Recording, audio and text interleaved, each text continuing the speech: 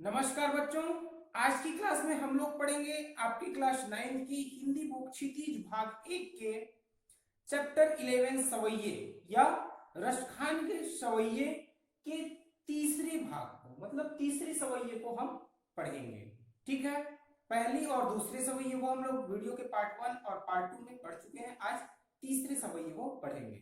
ठीक है, तो देखते हैं तीसरी सवैये क्या है। सवैया तीसरा क्या है? मोर पखा सिर ऊपर राखी हम गुंज की माल करे पहिरोंगी, ओढ़ी पीतंबर लैला कुटी बन गोधन वारनी संग फिरोंगी, भाव तो वो ही मेरो रस खानी सो तेरे कहे सब स्वांग करूंगी, या मुरली मुरली धर की अधरान धरी अधरान धरूंगी। तो इसका हम संदर्भ क्या लिखेंगे?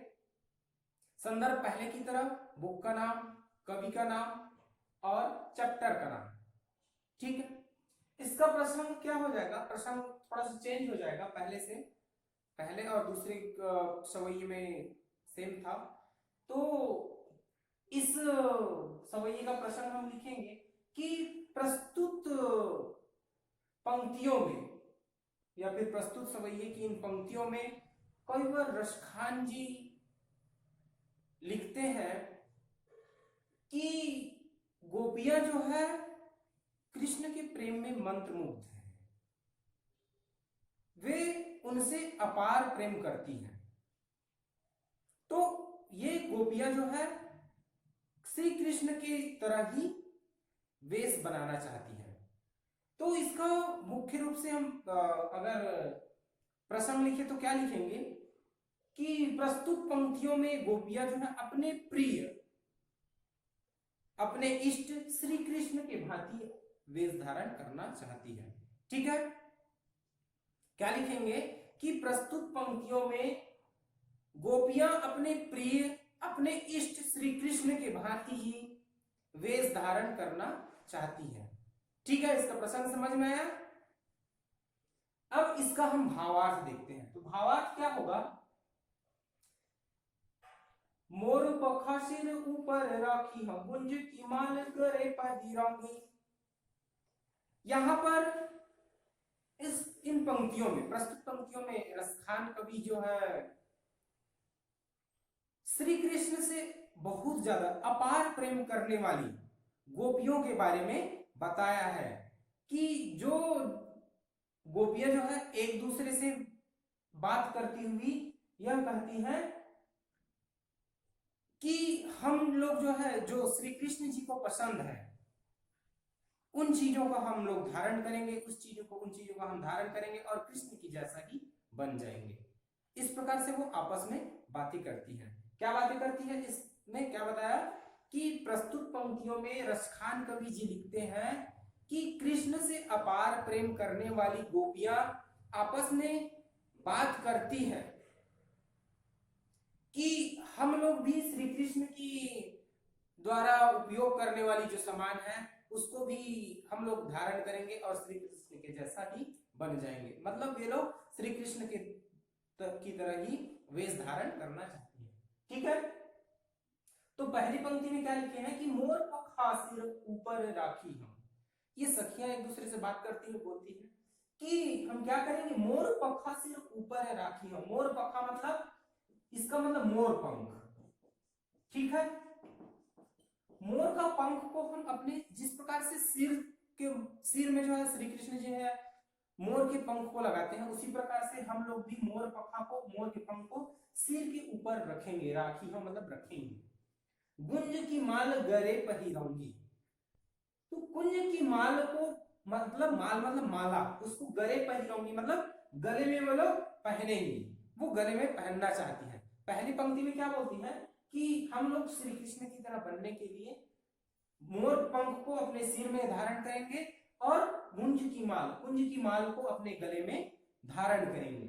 ठीक है, दूसरी पंक्ति है ओढ़ी पीतंबर लैला कुटी बन गोधन ग्वारनी संग फिरोंगी।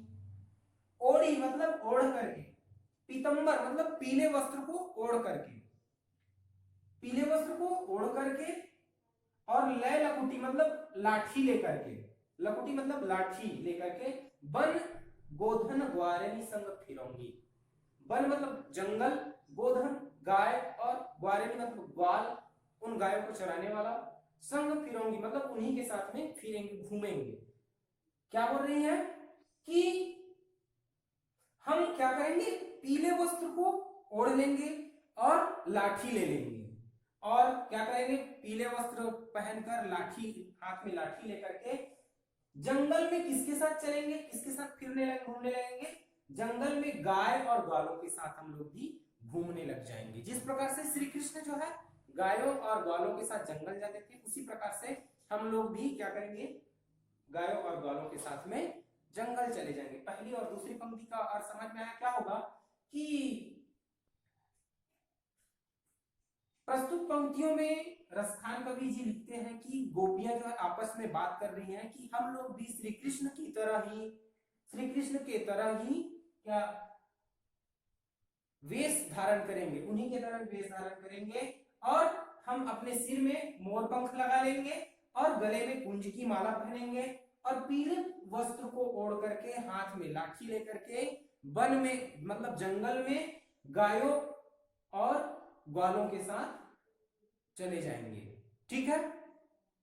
भव तो वो हिमेरो रस खानी सो तेरे कहे सब स्वांग करूंगी। भव तो वो हिमेरो रस खानी सो तेरे कहे सब स्वांग करूंगी। भव तो वो हिमेरो मतलब वो तो मुझको बहुत भाता है। कौन बहुत भाता है? भव तो वो कौन? श्री कृष्ण जी हमको बहुत भाता है, वो मुझको बहुत भाता है मतलब मेरे को बहुत अच्छा लगता है। सो तेरे कहे सब स्वांग करूंगी, अपनी सखियों से, अपनी एक दूसरे गोपियों से बोल रहे हैं कि अगर ऐसी बात है तो तुम लोग के तुम्हारे कहने से मैं ये स्वांग मतलब ये वेशभूषा धारण करूंगी। किसके तरह? श्री कृष्ण के तरह ही ये वेशभूषा धारण कर लूंगी। या मुरली मुरली धर की अधरान धरी अधरान धरूंगी।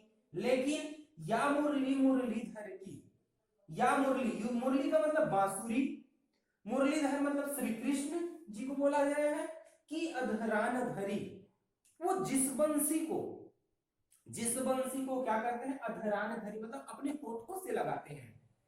जिस बंसी को श्री कृष्ण जो है, जिस मुरली को ये श्री कृष्ण मुरली को, ये मुरलीधर मतलब श्री कृष्ण जो है अपनी होठों से लगाते हैं, उसको क्या नहीं करेंगी? अधरान धरोगी मतलब अपने होठ से नहीं लगाएंगी। क्यों नहीं लगाएंगी? क्योंकि उसको मतलब श्री कृष्ण की इन बांसुरी से इनको नफरत है। क्यों? क्योंकि जब श्री कृष्ण जो है अपनी बांसुरी को पकड़ लेते हैं, जब बांसुरी बजाने लग जाते हैं तो वो हमारी ओर ध्यान नहीं देते हैं। अर्थात ये गोपियां जो है ये बांसुरी को, इस बांसुरी को अपनी सौतन मानती है और कहती है कि उस मुरली को हम धारण नहीं करेंगे जिस मुरली को श्री कृष्ण जी जो है बजाते हैं, अपने होठों से लगाते हैं, क्योंकि वो जो है हमारी सौतन के समान है। उस मुरली को ले बजाने के समय जो है वो श्री कृष्ण जो है हमको भूल जाते हैं, इस कारण से हम उस मुरली को अपने होठों से नहीं लगाएंगे। ठीक है। इसका भावार्थ हम देखते हैं एक साथ। क्या होगा कि प्रस्तुत पंक्तियों में कविवर रसखान जी लिखते हैं कि गोपियां एक दूसरे से बात करती हुई कहती हैं कि हम जो है श्री कृष्ण के समान ही वेश धारण करेंगे। उसके लिए हम क्या करेंगे? मोर के पंख को, जिस प्रकार से मोर के पंख को श्री कृष्ण अपने मुकुट सिर में लगाते हैं, उसी प्रकार से हम भी मोर पंख को अपने मुकुट में लगाएंगे और कुंज की माला को अपने गले में धारण करेंगे और पीले वस्त्र धारण कर लेंगे तथा लाठी लेकर के जंगल में चले जाएंगे। क्यों चले जाएंगे जंगल में? गायों और ग्वालों के साथ चले जाएंगे। बस वो कृष्ण हमको बहुत भाता है, हमें अच्छा लगता है, इसलिए आपके कहने से, तुम्हारे कहने से यह वेशभूषा मैं धारण कर लूंगी। लेकिन मैं ये सब वेश धारण कर लूंगी, किंतु जिस बांसुरी को वो श्री कृष्ण अपने होठों से लगाते हैं उस बांसुरी की अपने होठों से नहीं लगाऊंगी, क्योंकि इन बांसुरी को बजाते समय श्री कृष्ण जी जो है हम गोपियों को भूल जाते हैं। ठीक है। उम्मीद करता हूं कि ये भावार्थ आपके समझ में आई होगी। Thank you.